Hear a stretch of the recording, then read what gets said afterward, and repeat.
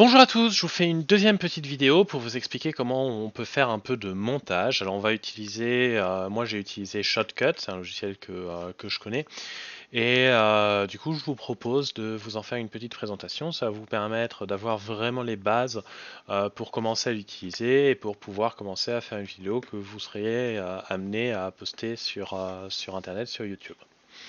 Alors pour ça, évidemment, la première chose à faire, c'est d'avoir le logiciel. Le logiciel, on va le chercher, il s'appelle Shotcut. Et du coup, vous le récupérez directement depuis Internet avec pas les annonces, mais vous allez directement sur le site shotcut.org. C'est un logiciel libre, hein, donc il est gratuit et c'est un logiciel qui est très utilisé justement pour ça. On peut faire pas mal de choses, il a certaines limites, mais c'est déjà suffisamment puissant pour commencer.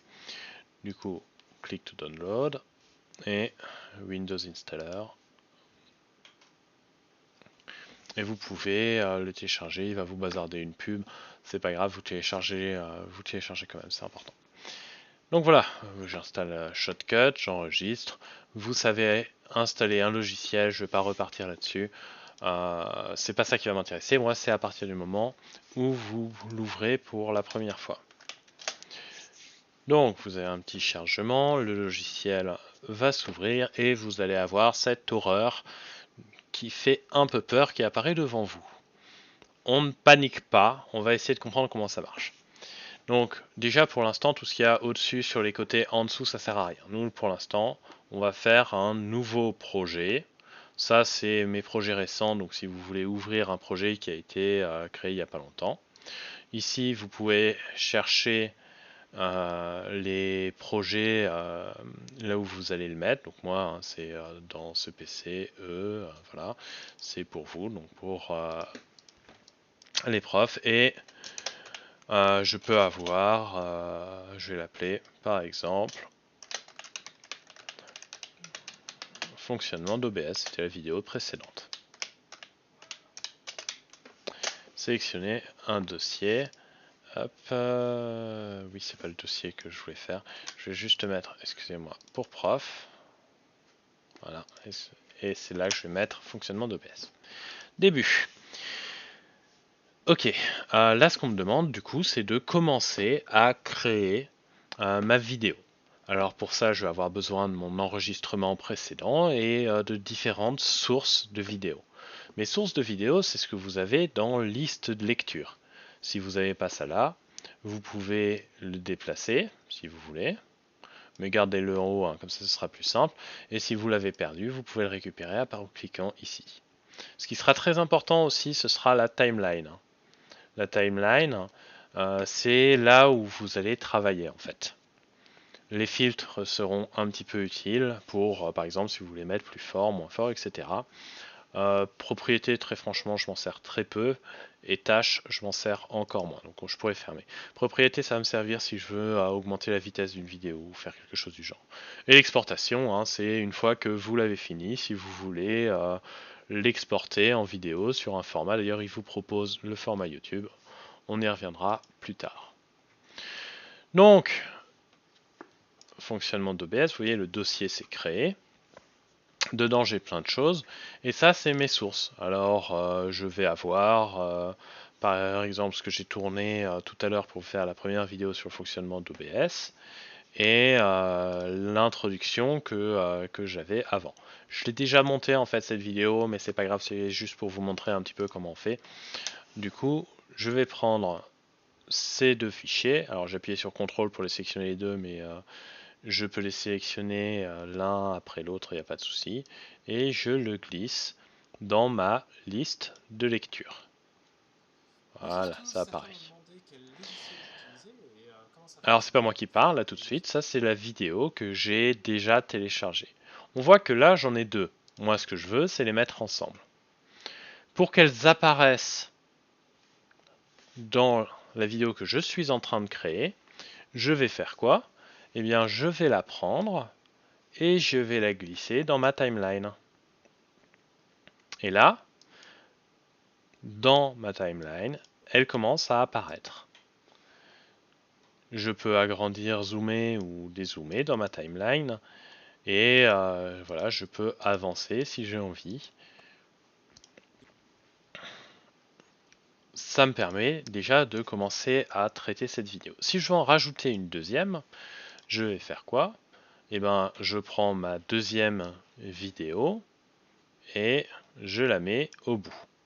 Si vous avez cette petite icône qui est activée, il va venir s'accrocher tout seul au bout à la fin quand vous vous rapprochez. C'est un effet aimant. C'est d'ailleurs comme ça qu'il s'appelle. Et donc à partir de ce moment-là, j'ai deux vidéos qui sont mises l'une au bout de l'autre. Donc quand je vais exporter les deux vidéos, il n'y aura pas de transition l'une au bout de l'autre.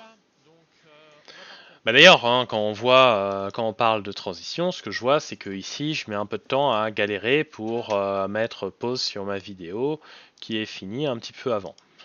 Il y a un moment donné qui m'intéresse, c'est le moment où je claque des doigts. Paf, c'est ce moment-là. Et du coup, à ce moment-là, je vais vouloir faire ma transition. Je veux pas qu'elle soit après. Donc, qu'est-ce que je fais?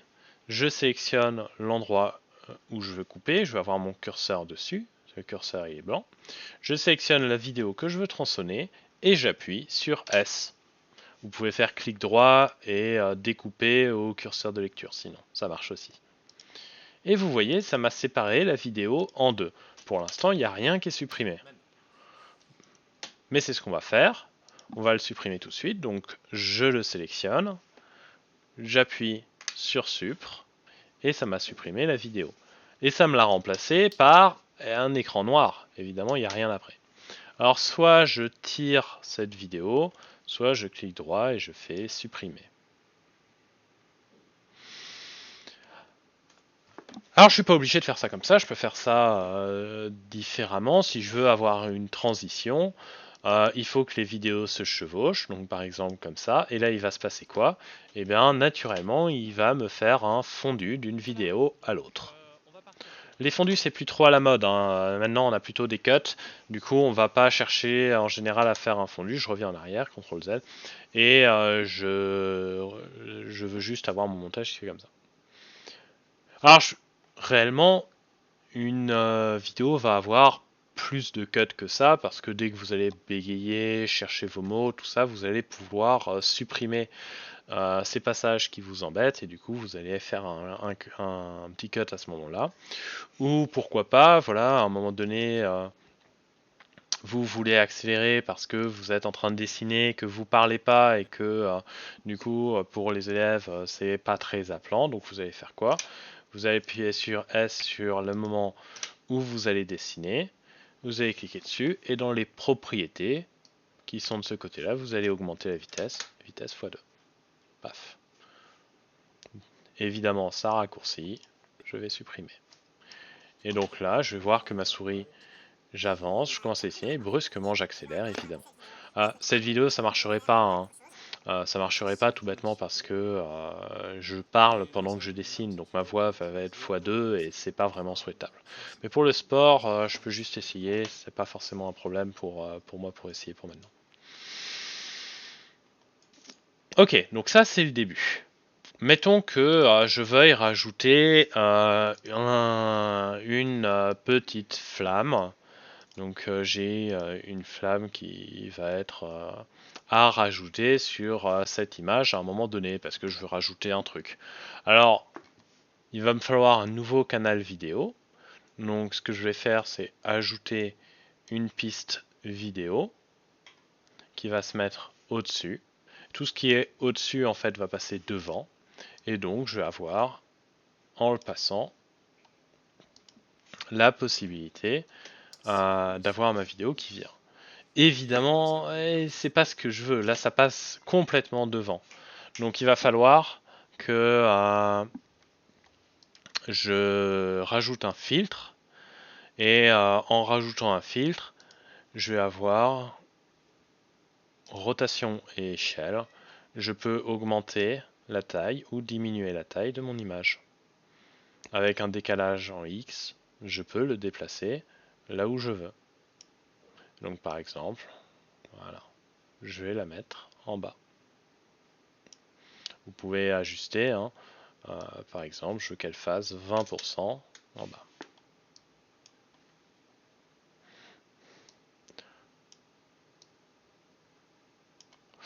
Bon, alors ça c'est rigolo, mais j'ai ma vidéo, je vais vérifier qu'elle fonctionne bien. Alors votre PC, plus vous allez avoir de pistes vidéo et plus il va galérer. Et du coup, ici, là, ça va encore. Mais dès que je vais voir rajouter des filtres, des choses comme ça, il va réfléchir à chaque fois. Pour l'instant, il n'y a rien qui est enregistré nulle part. En fait, tout ce qu'il a enregistré, c'est je prends la vidéo qui est ici et je fais le traitement là sur cette vidéo. C'est la seule chose qu'il enregistre, Shotcut. Et donc là, vous avez rien. Il n'y a pas de vidéo qui est enregistrée à un moment ou à un autre. Et donc si j'ai envie d'avoir une vidéo qui est enregistrée, il faudra que je la sorte, on va voir ça tout de suite après. Mais pour l'instant, mon fond vert, là, j'ai un truc qui est sous fond vert. Et je vais en profiter pour vous montrer un tout petit peu comment on peut utiliser un fond vert, parce que c'est à ce moment-là qu'on va pouvoir le faire. On peut le faire directement sur OBS aussi. Je ne vous ai pas montré, mais c'est un peu le même principe. C'est-à-dire que vous allez rajouter un filtre. Et dans les filtres, vous allez rajouter un masquage colorimétrique. Alors soit vous le faites avancé, soit vous le faites normal. Masquage colorimétrique simple. Vous allez le mettre tout en haut, le masquage colorimétrique, dans les filtres, parce que sinon ça va vous poser des problèmes. Et là je vois quoi? C'est qu'il m'a supprimé le vert qui est dans la vidéo. Alors ça c'est un filtre qui est, enfin sur la plupart des fonds verts, s'ils sont vraiment bien vos fonds verts, ça va marcher. Mais souvent, vous allez avoir un fond qui sera pas tout à fait vert, pas tout à fait propre. Et du coup, vous allez devoir prélever la couleur avec la pipette. Vous prenez la pipette et vous prélevez. Si vous voulez que il fonctionne plus ou moins, eh ben, vous pouvez régler la distance. Plus la distance sera proche, et plus vous allez avoir quelque chose qui va être le verre bien détruit. Mais plus votre verre est détruit et plus vous allez avoir des petits soucis, parce que vous voyez l'image est de plus en plus rognée jusqu'à ne plus rien avoir. C'est pas souhaitable évidemment, du coup il va m'en falloir un peu. Si vous mettez un fond vert, votre PC va commencer à galérer un petit peu et à travailler un petit peu au ralenti, en fonction de la taille de votre image, plus ou moins. Parce que, encore une fois, il n'a rien enregistré pour l'instant. Tout ce qu'il a fait, c'est il enregistre qu'il y a quelque chose qui se passe, il y a telle opération et telle opération à faire. Et là, il est en train de faire les calculs au fur et à mesure qu'il lance les vidéos, qui est d'ailleurs pas en très bonne qualité pour l'instant, mais il va falloir le mettre tout de suite. Donc voilà, je vous ai parlé de fond vert, je vous ai parlé de rajouter des images, de les superposer. Qu'est-ce qui me manque? Eh ben, il manque une petite musique. Lorsque vous mettez une vidéo sur YouTube, c'est quand même important d'avoir une petite musique derrière. Ça permet, même si c'est du Vivaldi, hein, allez-y, faites-vous plaisir, mettez quelque chose qui soit en général un peu calme et qui permette de focaliser un peu l'attention sur la vidéo. Une vidéo qui a pas de musique, dès que vous avez un blanc, ça fait tout de suite très nu. Donc n'hésitez pas à mettre juste un petit touche derrière. Qu'est-ce que ça? Je rajoute une piste audio cette fois-ci. Et dans mes sources, il faut que je rajoute une musique.